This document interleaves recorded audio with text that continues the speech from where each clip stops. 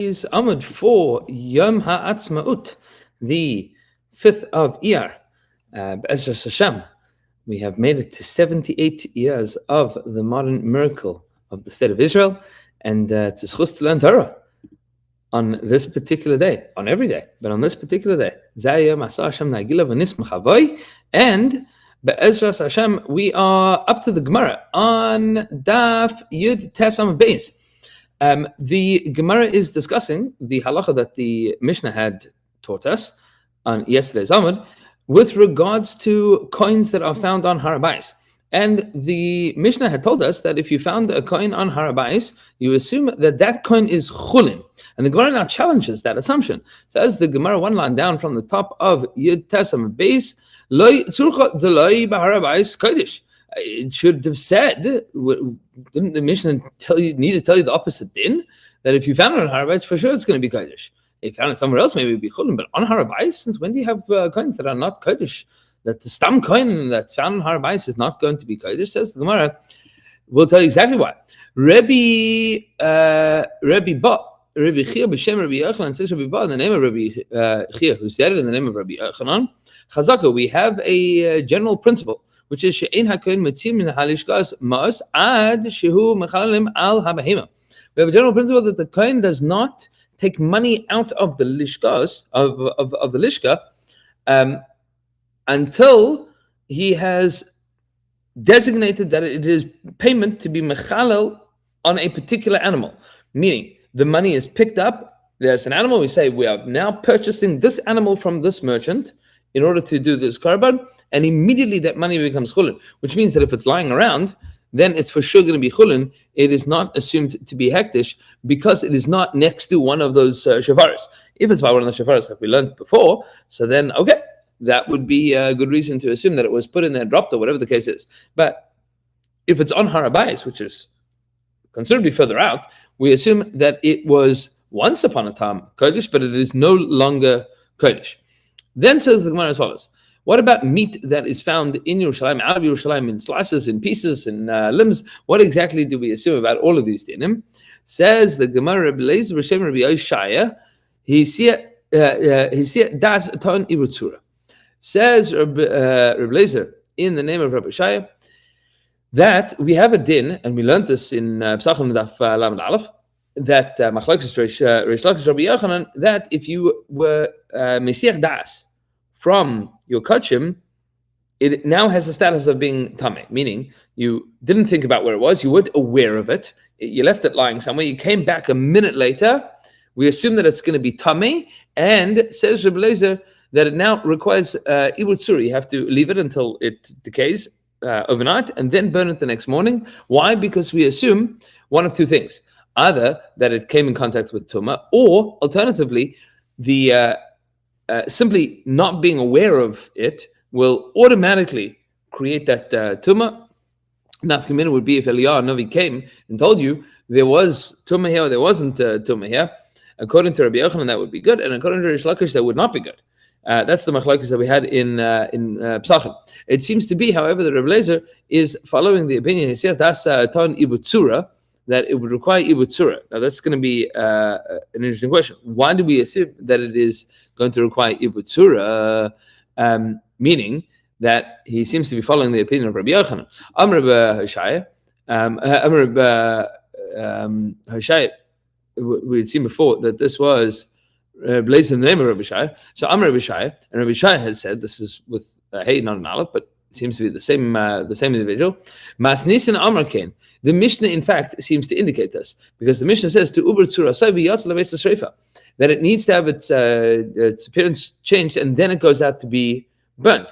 Meaning that if you found a piece of meat, which means that nobody was paying attention to it, so now it needs to have ibur tzura. Why does it need to have ibur tzura? Surely, if it was tameh, you would be able to burn it right away. It doesn't need ibur tzura.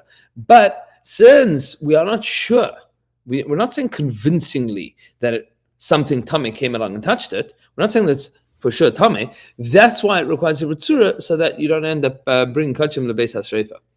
Says the Gemara, there's two ways of reading this next line. Either Rabbi Yossi is saying Amar Rabbi Yossi v'yos, And Rabbi Yossi is saying that this is good, this makes sense. Or as a question, Amar Rabbi Yossi, does this really make sense? So we'll read it the way that the Tikkun Chadtin says, which is he says that that this is not a challenge. It says Amar Rabbi Yossi says, this makes good sense. You cannot eat it now.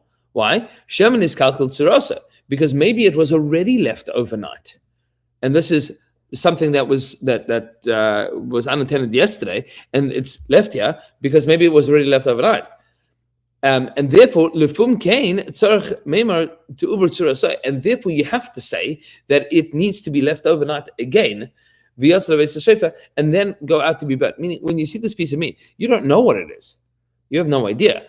Is this a piece of meat that's kosher? That's tummy, that's tahar. You have no idea.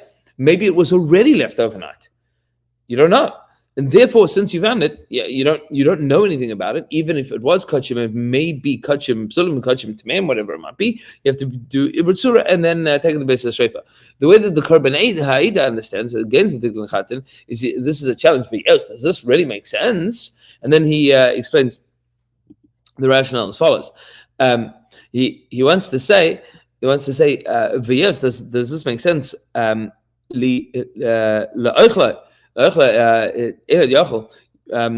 are not able to eat it. You're not going to be able to eat it. Shemen iskalkel tzurasa. The question there is, he says, Shemen iskalkel tzurasa. You're really worried that it was already left over. There's tons of people in the streets of Yerushalayim. There's tons of people in the streets of Yerushalayim, and therefore lefum ken, and therefore tzarich meimar to uber tzurah. Now you have to do ibur tzurah, because the only concern that we have is that he was mesech das from it, and that's why it's also lebeis shreifa. Meaning, we're not concerned that there was tumah here at all. Meaning, somebody would have noticed, somebody would have known that, and it might be that, according to the korban ha'ida, Rabbi Yossi is representing the opinion of Reish Lakish of Maseches Pesachim. Okay, now the Gemara is going to detail halachas of finding meat in other places, because we said nimsu b'gvulin, if it was found out in the gvulin, so there's different halachas. Says the Gemara, Rabbi Krispa b'shem Rabbi Yossi b'shem Rabbi Chanina says as follows: Ivarim nevelos loikin aleim mishum nevela. That these Ivarim nevelos, when the Mishnah says that they are Ivarim nevelos, if you found limbs that are assumed to be nevelas, it means not that we think that they're nevelas. It is loikin alei mishum nevela. We treat them as nevela. We give you malchus for that. We're not saying it might be nevela. We're saying it is nevela. And then it says the Gemara Maseches Amar, and it seems to be that the Mishnah implies this as well. When the Mishnah says every nevelas v'chatichas mutaris, that the ivarim, that the limbs are nevelas and the chatichas are mutaris, they're mutar. You can eat them. Chatichas mutaris loy mamish. But when the Mishnah says that the slices of meat are mutar, that doesn't mean that they're actually mutar. Of course, it means they're actually mutar. And therefore, it makes good sense. Meaning, the contraindicated case is the evarim that are nevelos are actually treated as nevelos. Not that we assume they're nevelos. We think they're nevelos. They might be. They are, and therefore you get malchus them. Meaning, these are legitimate halachic categories that are applied to these items. It says the Gemara, Rabbi Chris b'shem Rabbi Yossi Rabbi Chanina, he says as follows: how you macharozes mutaris. If these limbs were strung together, they are assumed to be mutar. Because nobody strings up limbs of things that are nevela. Because like so you're going to throw it to the dogs, you're going to sell it to a nachri, whatever it might be. If you're stringing it up, it means you're making, I don't know, biltong, beef jerky, something or another. That's why you're stringing them up. You're not going to string them up if they were nevelas. Okay, and then comes a very, very famous case that shows up a few times in Shas and in Rishonim and Acharim and in Shulchan Aruch, and has a lot of lumdus, exactly understanding what this din is. We are going to be introduced to the halacha of kavua. Kavua means that, and this is the case, Teisha Chanuyas, they have 9 stores, Mochros Basar Nevela, that all sell non-kosher meat, Basar Nevela. Va'achas Mokeres Basar Shchuta. And one store sells kosher meat. 9 stores non-kosher, 1 store kosher. And if you bought meat from one of these stores, but you're not sure which store it is, choshesh, you have to be concerned. What's the concern? The concern is that you bought it from one of the non-kosher stores. Now, you're going to tell me that is obvious. Of course you should be concerned, because there's 9 non-kosher stores and there's 1 kosher store. Hold on a moment. Second clause here, if you found a piece of meat somewhere equidistant from all of those 9 stores, or 10 stores, you assume you go after the majority, in which case the meat is going to be treif. This part so far doesn't seem to be controversial. That fits into all of our principles of Rabbi Chazaka. Here's where things get interesting. You have 9 stores that sell kosher meat, shechted meat.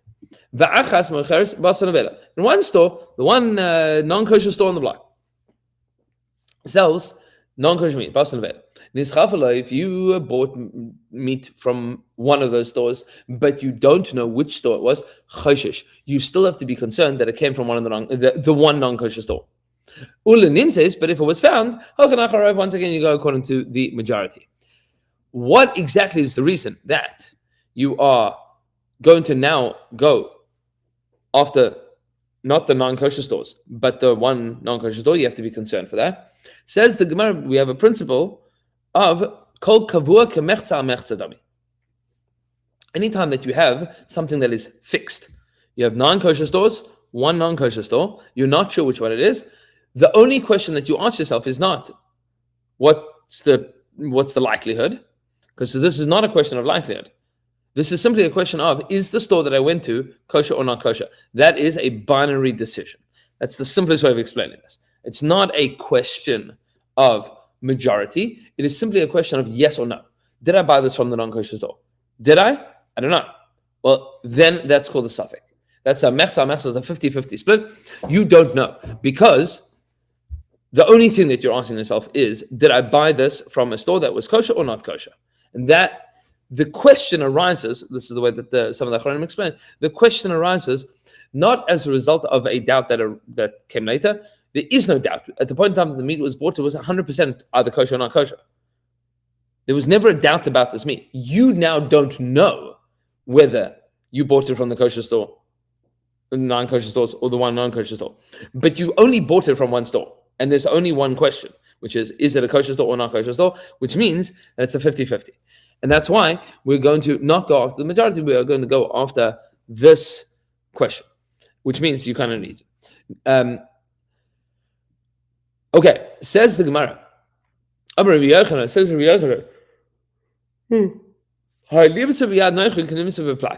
that if you found meat in the hands of a Nachri is walking around the marketplace and he's got meat in his hand, you assume that it was found in the plati, in the plaza, meaning it goes according to the majority. It's a case of nimtza. You're not sure where it came from. You might have bought it from this store or that store. If the majority is kosher, good. You can assume that that's the case. That's a very mekel halacha. We're going to see that this is going to be challenged a few times. Says the Gemara, Rabbi Lezer bei Rabbi Chagai have a masmech Rabbi Mana. Rabbi Lezer, son of Rabbi Chagai, was masmech. He was either leaning on or he was being a leaning support for Rabbi Mana. He saw a Aramean lob off, cut off a piece of horse and take it outside. That's for sure not kosher. Amarle, so he said to him, not to the Armoy. Rabbi Lezer says to Rabbi Mana, he says, this is what Rabbi Yochanan is talking about. That if you see a non-Jew with meat, you assume that it's as if it was beplatia, it was found in the marketplace. If there's non-Jewish stores, you can assume that it's kosher. How can you assume such a thing? You just cut it off a horse. So Amarle, he says, Rabbi Yossi, Rabbi. My Rabbi Yossi taught me. Vehein, that din of Rabbi Yochanan is vehein shiro osa yotzim mikulin shel yishol. That's only assuming that he came out of a Jewish marketplace, meaning a marketplace where you can assume that it was bought there. But you don't assume that any meat that a non-Jew has in town, you just take the majority of stores and divide it up and take a percentage. No. If he came out of the Jewish marketplace and he clearly bought it, it was in a shopping bag. You just don't know. It's an unlabeled shopping bag. You can assume that there's 90% chance that it's Jewish. That's legitimate. Says the Gemara, there was somebody in Tzipori that wanted to buy some meat from a butcher in the store in Tzibori. And the butcher didn't want to give it to him. He didn't want to sell to him. He didn't like the guy. Then he said, I'm not doing business with you. So he said to a particular Roman, go in and buy meat for me. So he says, after the Roman came out and, the Roman didn't get carded for buying fleischiks. He bought it from the store. He gave him the meat. The Jew gave him the money. Sababa. Everybody's good. Shalom Aleichem. So he went back inside. He looks at the store and he goes, ha. You didn't want to sell it to you, but didn't I get it out of you?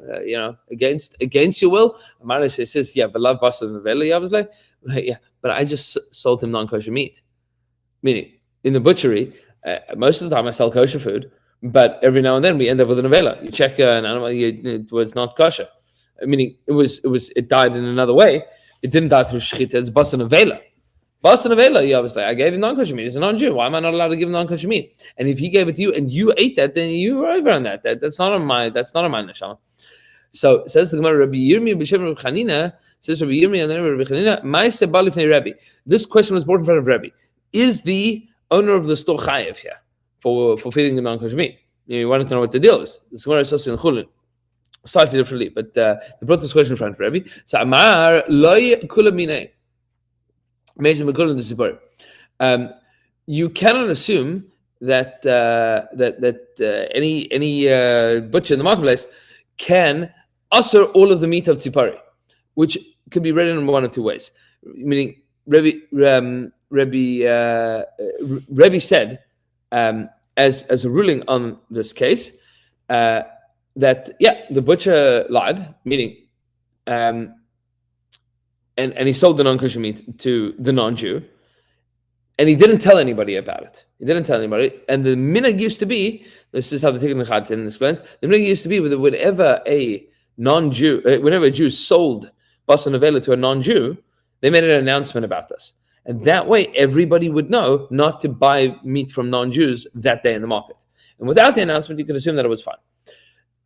And while it's true that he should have made the announcement and he was being not honest by not making that announcement, we don't now tell everybody that the meat in Tzipori is treif from that day, is nevela from that day. If you bought it from a non-Jew, we assume that it's still okay because of the principle of Rabbi Yochanan. Alternatively, the way that the Gemara seems to apply strongly in Maseches Chulin is that we don't believe the guy. Meaning, just because he says, I sold non-kosher meat, maybe he was just, getting back at the guy that he didn't like. So he says, I sold you treif. Now all of your kelim are treif. Meaning, I sold nevela to the Nachri, and you bought it from him. Now you ate non-kosher and everything that you have is non-kosher. And Be'ez Hashem Yisbarach, we will continue with the question of Rav Nachal Taman. When Rav went to Babel, we will continue with that case tomorrow, and everybody should have a wonderful day. And Chag Hatzmot Sameach. Looking forward to continuing with the next piece of the Gemara tomorrow. Have a beautiful day.